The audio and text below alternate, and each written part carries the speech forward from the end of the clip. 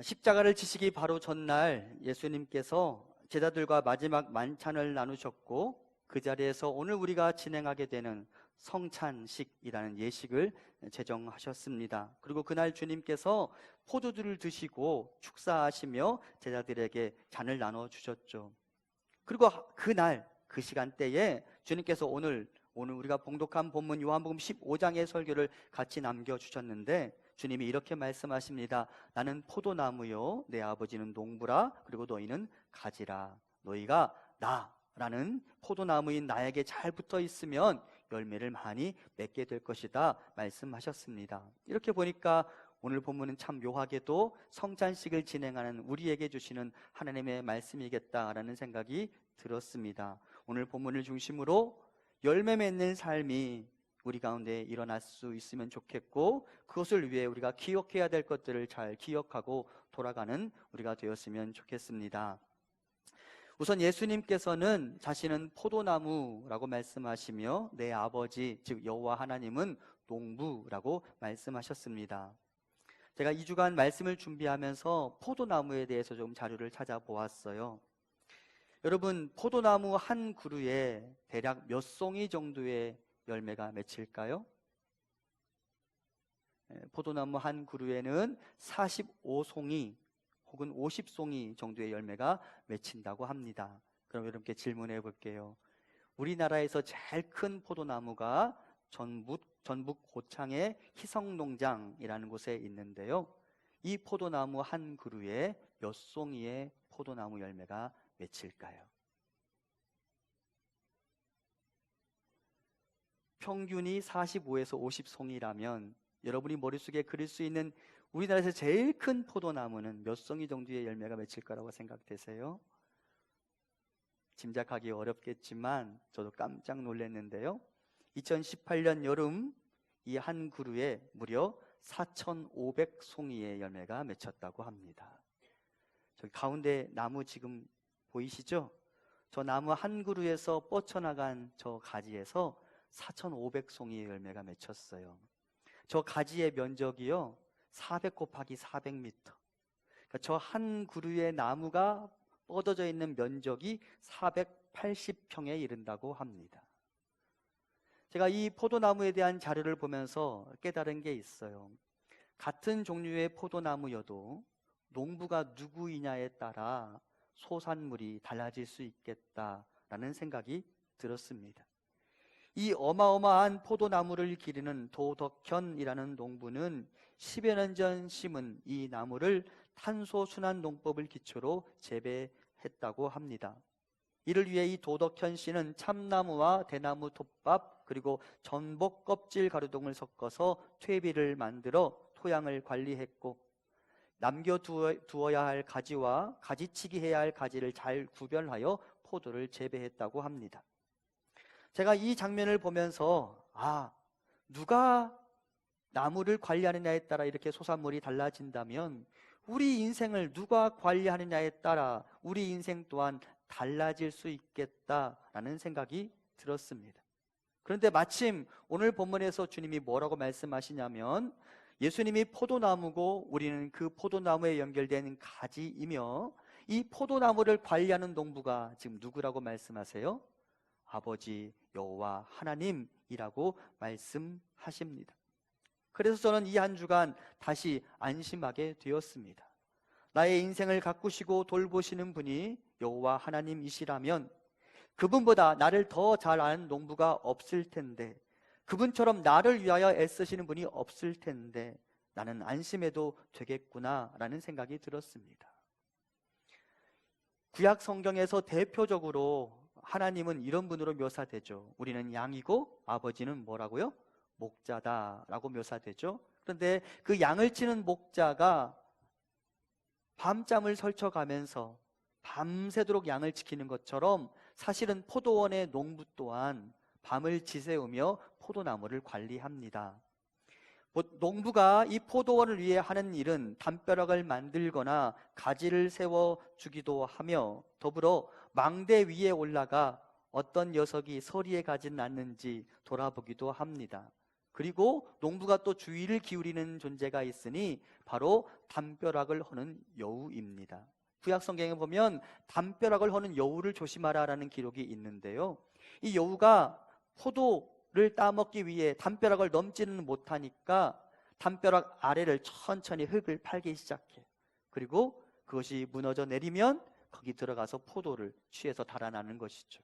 그래서 농부는 서리에 가는 녀석들뿐만 아니라 담벼락을 허는 여우를 관찰하기 위해 망대 위에 올라가 밤을 새우기도 합니다.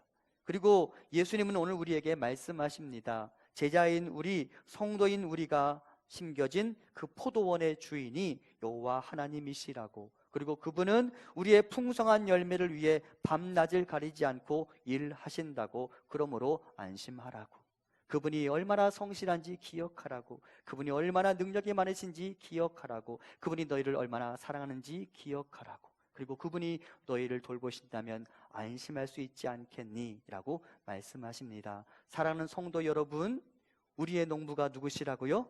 여호와 하나님이십니다. 그러므로 여러분 안심하시기 바랍니다. 아버지가 우리를 돌보시니, 아버지가 우리를 지키시니 우리는 그 안에서 안심할 수 있을 것입니다.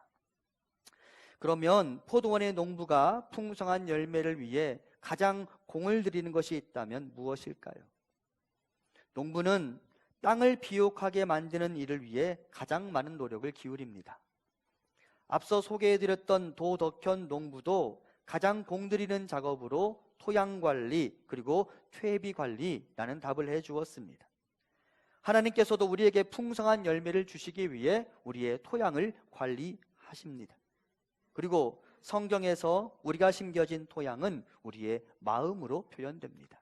우리 함께 누가복음 8장 15절 같이 봉독합니다. 좋은 땅에 있다는 것은 착하고 좋은 마음으로 말씀을 듣고 지키어 인내로 결실하는 자니라. 아멘.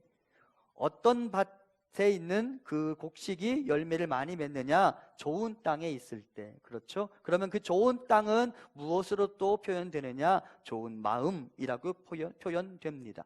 즉 우리가 좋은 열매, 풍성한 열매를 거두기를 원한다면 우리는 좋은 마음밭을 가지고 있어야 합니다.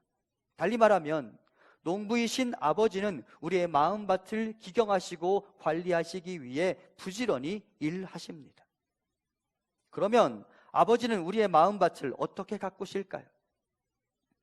포도원 주인이신 아버지는 그분의 말씀으로 우리의 마음, 땅을 관리하십니다. 왜? 그 말씀이 우리의 마음밭에 굳어진 부분, 깨뜨려야 할 부분을 잘게 부술 수 있으니까. 그 말씀이 우리의 갈라진 마음, 상처난 마음, 미움과 원망의 자리에 들어오면 나의 마음이 치유되고 씨를 뿌리기에 적합한 토양으로 변화되기 때문입니다. 출애굽기에 보면 애굽에 우박 재앙이 내릴 때 여호와의 경고를 무시한 사람들이 받은 재앙에 대해서 이렇게 기록합니다. 출애굽기 9장 21절입니다. 여호와의 말씀을 마음에 두지 아니하는 사람은 그의 종들과 가축을 들에 그대로 두었더라. 그리고 어떻게 되었겠어요? 다 잃었겠죠. 그렇죠? 그의 종들과 가축을 다 잃었어요. 그런데 제가 이 말을 이렇게 바꾸어 볼 수 있겠다라는 생각이 들었습니다. 여호와의 말씀을 마음에 둔 사람은 그의 종들과 가축을 들에 두지 아니하였더라. 그렇죠? 여호와의 말씀을 마음에 둔 사람은 결국은 자신의 것을 지켜낼 수 있었을 거예요. 달리 말하면 우리가 풍성한 포도나무 열매를 맺기를 원한다면 여호와의 말씀을 마음에 두어야 한다라고 성경은 이야기합니다. 그리고 그렇게 여호와의 말씀을 마음에 둔 사람들은 그 부드러워진 마음과 순종적인 마음으로 하나님의 말씀이 우리 안에 뿌리 내릴 때 맺게 되는 풍성한 열매를 거두게 될 것입니다. 그래서 시인은 어떤 나무가 철을 따라 열매를 맺기 원한다면 늘 여호와의 율법, 즉 그분의 말씀을 주야로 묵상해야 된다고 말합니다. 우리 함께 시편 1편 2절과 3절 전반부 같이 봉독합니다. 오직 여호와의 율법을 즐거워하여 그의 율법을 주야로 묵상하는도다. 그는 시냇가에 심은 나무가 철을 따라 열매를 맺으며 그 잎사귀가 마르지 아니함 같으니. 아멘. 어떤 나무가 철을 따라 열매를 맺을 수 있어요? 그 율법을 즐거워하며 그 율법을 주야로 묵상하는 자. 그가 열매를 맺을 수 있을 거라고 이야기합니다. 그러므로 사랑하는 우리의 아버지, 농부이신 그분께서 말씀으로 우리 마음밭을 기경하실 때 우리는 언제나 그분의 말씀에 아멘, 아멘 하고 받아들이시기 바랍니다. 저는 여러분과 함께 늘 나누었던 것처럼 말씀을 받아들였던 이스라엘 백성들의 올바른 태도를 생각하면 느헤미야 시절의 사람들이 생각납니다. 느헤미야가 페르시아 땅에서 본토로 돌아왔습니다. 그리고 황폐화된 예루살렘 주변의 성벽을 보수하고 이제 그 예루살렘 도성 안에 있는 사람들의 영적인 각성 운동을 시작하기 위해 이스라엘 달력으로 7월 첫째 날 사람들을 수문학 광장으로 모이게 만듭니다. 그리고 에스라가 율법책의 말씀을 들고 그것을 펴서 읽기 시작할 때 모든 사람들이 그 말씀에 귀를 기울였을 뿐만 아니라 모든 사람들이 일어나서 그 말씀을 듣게 됩니다. 그리고 그 하나님의 말씀이 읽혀질 때 그 모든 백성이 손을 들고 아멘, 아멘 하고 응답하고 몸을 굽혀 얼굴을 땅에 대고 여호와께 경배했습니다. 하나님의 말씀을 결코 가볍게 듣고 싶지 않았습니다. 이 하나님의 말씀이 우리 민족을 살릴 거라는 믿음이 있었습니다. 그리고 그 말씀을 아멘, 아멘 하고 받아들였을 때 어떤 일이 일어났습니까? 8장 9절 전반부에 보면 백성이 율법의 말씀을 듣고 다 우는지라. 그들이 여호와의 말씀을 중요하게 여기고 그 말씀을 무겁게 받아들이며 그 말씀의 가치를 인정하고 주의 말씀에 귀를 기울였을 때 여호와의 말씀이 그들의 심령을 강타했고 이스라엘 백성들이 그 앞에서 통곡할 수밖에 없었어요. 그리고 그것이 이스라엘의 회복의 열쇠가 되었죠. 여호와의 말씀에 귀를 기울이고 그 말씀을 절대 가볍게 여기지 않는다는 심정으로 자리에서 벌떡 일어나 그 말씀을 받고 선포되고 읽혀지는 말씀에 아멘, 아멘 할 때 그 말씀이 우리를 강타하고 우리의 마음과 생각과 전 인격이 반응하게 될 것입니다. 그것이 우리의 삶에 하나님의 열매를 부여하게 될 것입니다. 말씀이 우리 마음을 기경하는 그 일을 여러분 환영하시기 바랍니다. 말씀 앞에 아멘 하시기 바랍니다. 아멘에 인색해서 어디에다 쓰겠어요? 집에 가서 말 많이 하시려고 여기서 아멘 안 하시는 거 아니잖아요. 그죠? 여러분, 하나님의 말씀 우리 가운데 선포되어지면 그 말씀이 그대로 나에게 이루어지기를 원합니다 라는 고백과 함께 아멘 하시기 바랍니다. 그러면 그 말씀이 내 삶에 들어와 내 삶에 뿌리를 내리고 내 삶에서 열매를 맺게 될 것입니다. 그 말씀이 그대로 나에게 이루어지기를 소망하며 이스라엘 백성들처럼 아멘 하는 일에 주저하지 않는, 그리고 그 말씀을 환영하는 우리가 될 수 있기를 간절히 소망합니다. 그러면 그 부드러워진 마음으로 우리 마음밭이 기경될 것입니다. 또한 포도원 농부가 하는 주된 일 중 하나는 나무의 가지를 관리하는 일입니다. 오늘 본문에서 예수님은 세 종류의 가지에 대해서 말씀하십니다. 첫 번째, 붙어 있으나 열매를 맺지 못하는 가지. 두 번째, 붙어 있어 열매를 맺는 가지. 세 번째, 떨어져 있는 가지. 그리고 우리는 이 본문이 예수님께서 제자들에게 선포하신 말씀이라는 것을 먼저 기억해야 합니다. 예수님은 자신 앞에 있는 12 제자들이 1번에서 3번까지의 다양한 모습을 하고 있다라고 판단하셨고 각각의 가지를 다루시는 농부 여호와 하나님의 손길에 대해서 말씀합니다. 오늘 우리는 나는 어디에 해당되는지 생각하며 어떻게 하면 열매를 맺을 수 있을지 생각해 보겠습니다. 먼저 첫 번째 경우를 봅니다. 오늘 본문 2절 전반부입니다. 무릇 내게 붙어 있어 열매를 맺지 아니하는 가지는 아버지께서 그것을 제거해 버리시고. 농부는 나무에 붙어 있지만 열매를 맺지 못하는 가지를 제거하십니다. 여기서 이 가지는 잔가지들이 아니라 열매를 맺을 것으로 기대되는 굵은 가지를 의미합니다. 그럼 여러분께 묻고 싶습니다. 포도나무의 끝에 달려있는 가지는 무슨 열매를 맺게 되어 있어요? 너무 엉뚱해서 포도나무 열매를 맺게 되어 있죠. 그렇죠? 자, 예수님이 포도나무이니까 우리는 포도나무 열매를 맺어야 합니다. 예수라는 나무의 끝에 있는 가지는 반드시 예수의 열매를 맺어야 하죠. 그렇죠? 자, 그러면 여러분은 그 나무에 붙어 있는 가지이실 텐데 여러분에게는 예수의 열매가 많이 맺혀져 있습니까? 제가 이런 반응을 예측했을까요? 안 했을까요? 했어요. 네. 당연히 고민하고 쉽게 저는 열매를 많이 맺습니다 라고 말하기 어려울 거라고 저는 예측했습니다. 그런데 여러분, 우리가 내가 예수라는 나무에 붙어있는 가지인데 내가 예수의 열매를 많이 맺지 못한다면 이 부분은 지금 뭐라고 말해요? 붙어있으나 열매를 맺지 못하는 가지에 대해서 뭐라고 말해요? 아버지께서 그것을 제거해 버리시고. 그럼 이 말씀 우리에게 두려운 말씀 아니에요? 그렇죠. 두려운 말씀이에요. 나 예수께 붙어 있기는 한 것 같은데 예수의 열매는 나에게 없다면 아버지가 그것을 제거해 버리신다고 하니 나는 어떻게 되는 것일까 생각해 보게 되는 거죠. 근데 여러분, 이런 두려움은 오해에서 비롯된 거예요. 오늘 본문에 기록된 제거하다라는 단어는 이전에도 여러분과 함께 말씀을 나누었던 것처럼 아이로라는 단어인데 두 가지 의미를 가져요. 첫 번째, 제거하다. 그리고 두 번째, 들어 올리다. 그런데 사실은 이 본문을 제거하다라고 번역하면 안 돼요. 여러분, 구약 성경에 보면 하나님께서는 어떤 분이라고 말씀하시냐면 피투성이라도 살아있으라 라고 말씀하시는 분이시죠. 상한 갈대를 꺾으시는, 아니면 꺾지 않으시는 그분이 여호와 하나님이시죠. 그런데 여러분, 나무에 달려있는데 열매를 맺지 못한다고 살아있는 나무를 그분이 잘라서 버리시겠습니까? 하나님이 그런 분이세요? 그렇지 않은 분이시죠. 그래서 이 본문은 붙어 있으나 열매를 맺지 못한다고 아버지께서 그 나무를 잘라버리신다라는 표현이 아니라는 말입니다. 오히려 이 본문은 가지를 들어 올리시는 농부의 손길의 차원에서 이해되어야 합니다. 당시 이스라엘은 앞서 우리가 도덕현 농부의 그 포도나무를 보았지만 원래는 포도나무 가지마다 이렇게 받침목을 해주게 되어 있어요. 그래야 잘 자라죠. 옆으로 퍼지죠.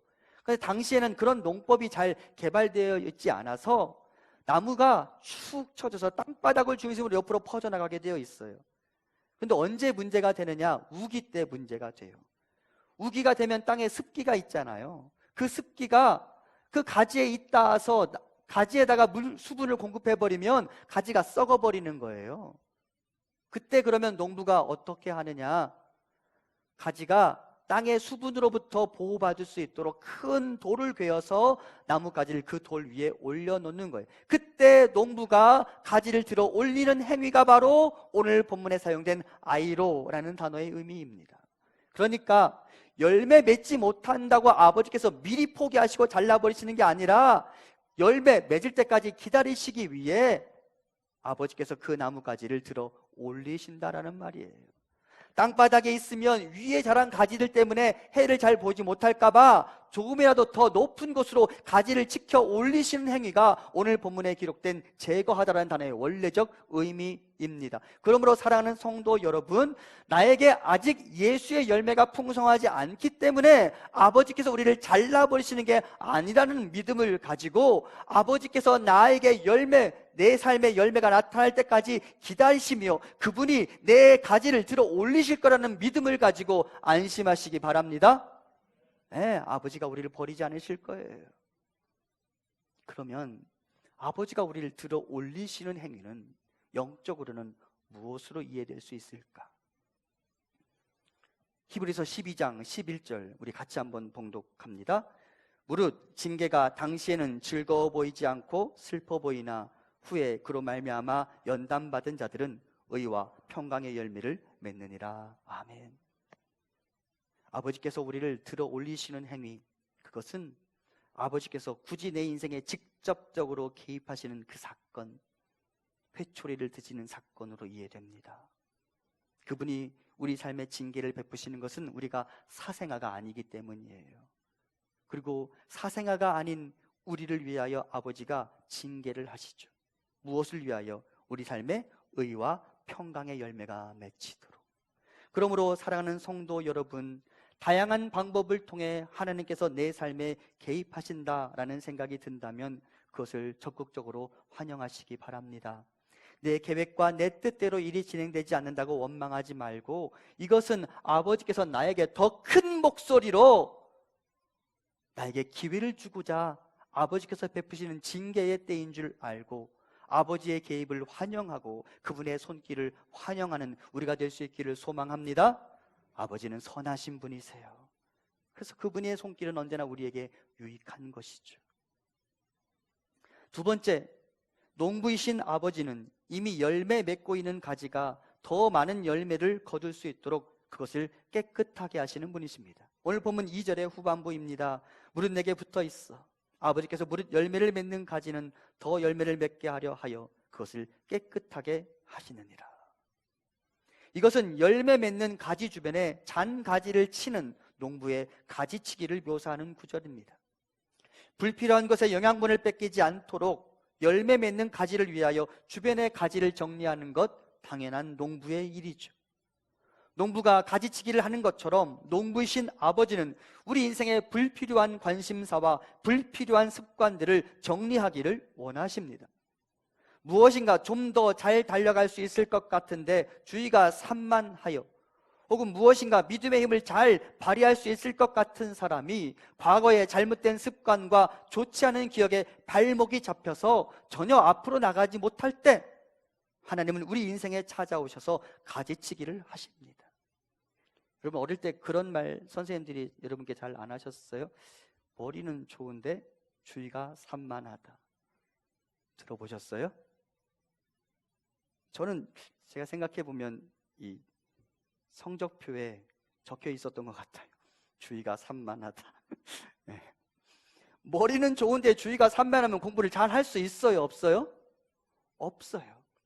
농부이신 아버지께서 머리는 좋은데, 이러면 조금만 하면 잘할 것 같은데 그 잘못된 습관들과 행동들의 발목이 잡혀있는 우리 인생에 찾아오셔서 가지치기를 하시는 거예요.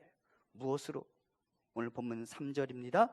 너희는 내가 일러준 말로 이미 깨끗하여졌으니. 하나님 말씀으로.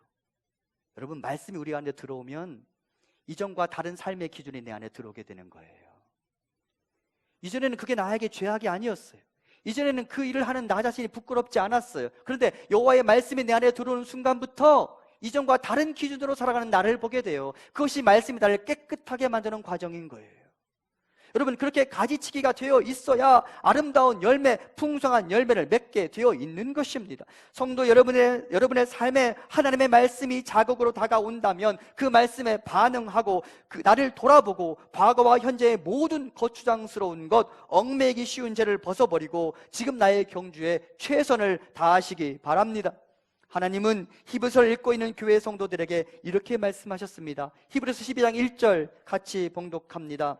이러므로 우리에게 구름같이 둘러싼 허다한 증인들이 있으니 모든 무거운 것과 얽매이기 쉬운 죄를 벗어버리고 인내로써 우리 앞에 당한 경주를 하며. 여러분이 운동선수도 아닌데 왜 다리에 모래주머니를 달고 달리려고 하세요? 여러분 다리에 묶여져 있는 그 죄의 습관들, 잘못된 생각들, 잘못된 행동들 이제 다 벗어 던지시기 바랍니다.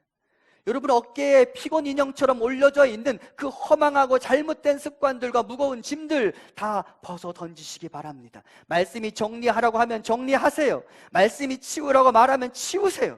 그러면 훨씬 더 가벼워진 몸으로 우리 앞에 당한 경주를 열심히 달려갈 수 있을 것입니다. 그리고 나의 삶에 열매가 맺힐 것입니다. 가지치기를 잘해야 열매를 맺을 수 있습니다. 말씀 앞에 회개하고 나의 삶을 돌아보십시오. 그리고 돌아서십시오. 농부가 주시는 말씀을 아멘으로 받고 가지치기를 환영하십시오. 그가 열매 맺는 삶을 살게 될 것입니다. 가지치기 성공하셔야 합니다. 그 잘못된 생각들과 행동들, 그 옳지 않은 줄 여러분들이 뻔히 아는데 그대로 행동하는 것들이 참으로 많을 거예요. 미처 몰랐던 것 해결하기 전에 알고 있지만 잘못된 것, 그거부터 좀 정리하셔야 하지 않겠습니까? 가만히 보니까 체육 선생님 입장에서 얘는 100m를 12초, 13초에 주파할 수 있을 것 같은데 불필요한 잘못된 생각들과 행동들로 시선이 사방으로 분배되고 팔은 좌우로 흔들고 다리에는 모래주머니를 차고 달리니 19초, 20초에야 100m를 주파하는 그 학생을 보며 선생님이 뭐라고 말하겠어요? 모래주머니 좀 벗어 던지고 시선은 앞으로 고정하고 부지런히 달려보자 라고 말하지 않겠어요? 아버지가 지금 우리에게 그렇게 말씀하시는 거예요. 가지치기에 성공해 보자고. 그리고 아버지 베푸시는 은혜에 따라 풍성한 열매를 거두는 우리가 되기를 소망합니다. 마지막으로 오늘 본문은 나무로부터 떨어져 나간 가지에 대해서 이렇게 이야기합니다. 6절입니다. 사람이 내 안에 거하지 아니하면 가지처럼 밖에 버려져 마르나니 사람들이 그것을 모아다가 불에 던져 사르느니라. 이런 포도나무는 건축물을 위한 소재로 사용될 수가 없어요. 그래서 포도나무가 떨어져 나갔다 그럼 불쏘시개밖에 안 되는 거예요. 지금 이 부분을 이렇게 이야기하는 거예요. 나무로부터 떨어져 나간 가지는 아무짝에도 쓸모없어서 불쏘시개밖에 안 된다는 거예요. 그러면 누가 이에 해당될까? 여러분, 이 말씀이 지금 제자들을 대상으로 한 설교라는 것을 기억해야 돼요. 자, 그러면 예수님의 12제자 중 떨어져 나간 가지 누가 떠오르세요? 가룟 유다. 유다는 예수님으로부터의 독립을 선언하는 존재예요. 예수님 없어도 된다고 생각하고 예수님을 부인하고 달아나려는 존재예요. 누구의 일일까요? 사탄의 일이에요. 사탄의 정체가 뭔지 아세요? 하나님을 모방하여 스스로 하나님임을 선언하는 자예요. 여러분, 가지의 열매가 맺혀요. 그러면 여러분, 가지가 열매를 맺는 거예요? 아니에요. 나무가 열매를 맺는 거예요. 나무가 맺는 열매가 가지의 끝에 달리는 거예요. 근데 가지가 지가 생명의 근원인 줄 알고 독립을 선언해요. 그러면 살아요? 죽어요? 죽는 거예요. 우리의 생명의 근원, 우리의 복의 근원, 우리의 영생의 근원은 오직 여호와 하나님 한 분뿐이시며 우리에게 생명수를 끌어다 주실 수 있는 분은 오직 예수 그리스도 한 분뿐이십니다. 아멘? 그런데 어떻게 가지가 스스로 독립을 선언할 수 있겠어요? 그러면 죽는 거예요. 사랑하는 성도 여러분, 오늘 본문에 보면 열매 맺는 가지에 대해서 이야기하면서 유독 강조되는 단어들이 있어요. 거하다, 붙어있다. 어디에? 포도나무에. 포도나무 안에 거해야, 포도나무에 붙어 있어야 내 삶의 열매가 맺히는 법입니다. 그러므로 독립선언 꿈에도 꾸지 마세요. 나는 예수 그리스도에게 붙어 있어야만 열매를 맺을 수 있다는 사실을 기억하고 그리스도 안에 거하는 우리가 되기를 소망합니다. 그러면 포도나무이신 그분께서 땅으로부터 영양분을 공급받고 땅으로부터 수분을 공급받아서 가지에게로 그것들을 보내주기 시작할 거예요. 그리고 우리는 거기에서 열매를 거두게 될 것입니다. 사랑하는 성도 여러분의 삶에 그리스도의 열매가 풍성하기를 기원합니다. 그리고 이것이 여러분의 소원이라면 이제 기억하셔야 합니다. 그리스도 안에 거하십시오. 그리스도 밖에는 생명이 없습니다.